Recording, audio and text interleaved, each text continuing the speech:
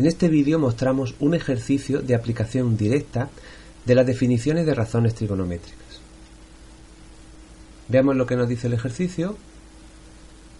Dado el siguiente triángulo, hallar todas las razones trigonométricas de los ángulos alfa y beta. Primero vamos a ver cuál es el triángulo. Este es nuestro triángulo, en este caso el ángulo de 90 grados está aquí, en una posición distinta a las definiciones que hemos dado, por lo cual nos sirve para practicarlas con el triángulo en otra posición. Aquí está el ángulo alfa, aquí está el ángulo beta. Este es uno de los datos del problema. Este cateto mide 4 centímetros. Y este es otro de los datos del problema. Este otro cateto mide 3 centímetros. No conocemos el valor de la hipotenusa y por tanto pues tendremos que calcularla.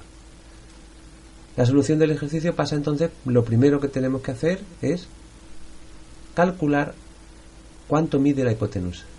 ¿Cómo vamos a hacerlo? Pues usando el teorema de Pitágoras. El teorema de Pitágoras nos dice que la suma de los cuadrados de los catetos es igual al cuadrado de la hipotenusa, por tanto 4 al cuadrado más 3 al cuadrado será igual a h al cuadrado. De manera que h al cuadrado será igual a 16 más 9 y por tanto h será igual a la raíz cuadrada de 25, es decir, 5 centímetros. Estamos trabajando siempre con longitudes, por lo tanto la raíz cuadrada positiva. De manera que h, la hipotenusa, mide 5 centímetros en este triángulo rectángulo. A partir de aquí solamente lo único que tenemos que hacer es ir aplicando las fórmulas, conocerlas. Si no las recordamos debemos tenerlas al lado y simplemente vamos a ir aplicándolas.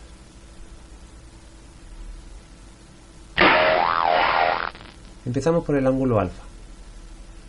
El seno de alfa será igual, recordemos, cateto opuesto, lo que mida el cateto opuesto a alfa, es decir, 4 centímetros, dividido entre lo que mida la hipotenusa, es decir, 5 centímetros, 4 entre 5. El coseno de alfa será igual cateto contiguo a alfa, es decir, 3 centímetros, dividido entre 5 centímetros que mide la hipotenusa. Para la tangente tenemos que dividir el valor del cateto opuesto a alfa entre lo que mide el cateto contiguo, por lo tanto 4 tercios. Para la secante de alfa, recordad que la secante es la inversa del coseno, por lo tanto solamente tenemos que intercambiar numerador con denominador en la fracción 3/5. Nos quedaría entonces 5 tercios. De la misma manera, la cosecante es la inversa del seno y por tanto 5 cuartos. Y por último, para alfa, la cotangente de alfa, miramos la tangente e intercambiamos numerador con denominador, 3 cuartos. Recordemos que todos estos valores son adimensionales, es decir, no tienen dimensiones, no son centímetros, no son metros, es simplemente un número, sin dimensiones. Y por lo demás, pues se pueden aplicar todo lo que sabemos de números, es decir, del resultado de una fracción, si el resultado es exacto, pues podemos tomar el decimal y si no es exacto, pues tendremos que conformarnos con una aproximación. Nosotros lo dejamos así porque simplemente lo que pretendemos es aplicar directamente las fórmulas. Vamos ahora a por el otro ángulo, a por beta. Para el ángulo beta tendríamos seno de beta sería igual a cateto opuesto a beta ahora, que sería 3 centímetros, dividido entre lo que mida la hipotenusa, 5.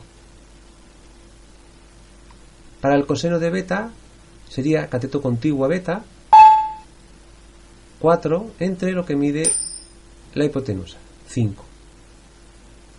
Para la tangente de beta, cateto opuesto, 3 dividido entre lo que mide el cateto contiguo a beta. Vamos ahora ya por la secante. La secante es la inversa del coseno, por lo tanto intercambiamos Numerador con denominador en la fracción, 5 cuartos. Para la cosecante ya sabemos, 5 tercios. Y por último, para la cotangente de beta, 4 tercios. Es importante observar ahora que algunas razones del ángulo alfa y del ángulo beta son iguales. Por ejemplo, el seno de alfa es igual que el coseno de beta, el coseno de alfa es igual que el seno de beta, la tangente de alfa es igual que la cotangente de beta, secante de alfa y cosecante de beta son también iguales, cosecante de alfa es igual que secante de beta, y la cotangente de alfa es igual que la tangente de beta. Esto no es casual, es decir, no es casualidad que ocurra esto, y va a pasar siempre, en cualquier triángulo rectángulo, va a ocurrir siempre, porque estos ángulos son complementarios. Es decir, suman 90 grados o pi medios radianes, entonces siempre va a ocurrir eso, puesto que el cateto contiguo de un ángulo es el cateto opuesto del otro, de manera que por eso se produce esta situación y esto va a ocurrir siempre. En el caso de que estemos trabajando, como más adelante veremos, con ángulos en una circunferencia, pues también va a ocurrir, aunque ya no trabajemos sobre un triángulo rectángulo, siempre que tengamos dos ángulos que sumen 90 grados o pi medios radianes, es decir, ángulos complementarios, va a ocurrir esto.